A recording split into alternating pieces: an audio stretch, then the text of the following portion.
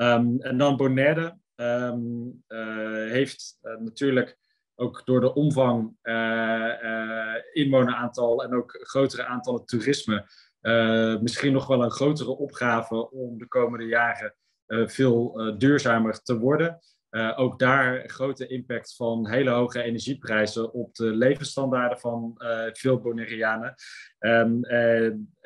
Ik ben ook bijzonder blij dat we naast het geld dat we al eerder ter beschikking hebben gesteld, ook voor BBT, nu weer met 10 miljoen subsidie en ook goede samenwerking met Bonaire en de energiemaatschappijen ervoor kunnen zorgen dat we daar de stap van 25% hernieuwbaar naar 80% hernieuwbaar kunnen zetten. En ik heb zelf de afgelopen tijd met veel andere landen gesproken.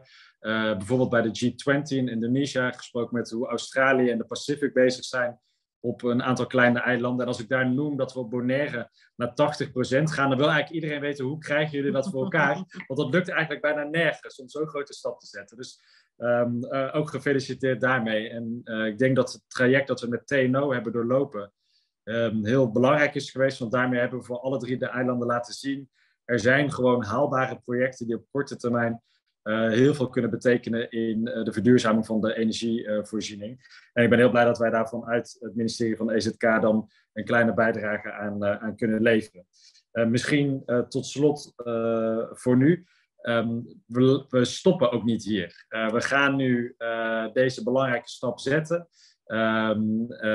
voor alle 3 de eilanden. Maar we willen uiteindelijk natuurlijk naar 100% duurzame energievoorziening. In ieder geval voor elektriciteitsproductie voor huishoudens en bedrijven. Maar er ligt ook nog een grote opgave in het verder verduurzamen van het transport. Ook het verduurzamen van de energievoorziening in de nacht.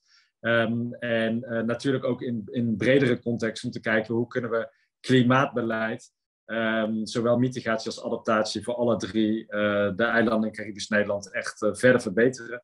Daar komen we vast zo meteen ook nog wel over te spreken. Maar weet in ieder geval dat ik heel graag met jullie daarop samenwerk. So once again, congratulations on these amazing projects. And thank you so much for your leadership to actually propose these concrete projects. And we are very delighted and happy to be partners in this and to help you in these very important investments in renewable energy.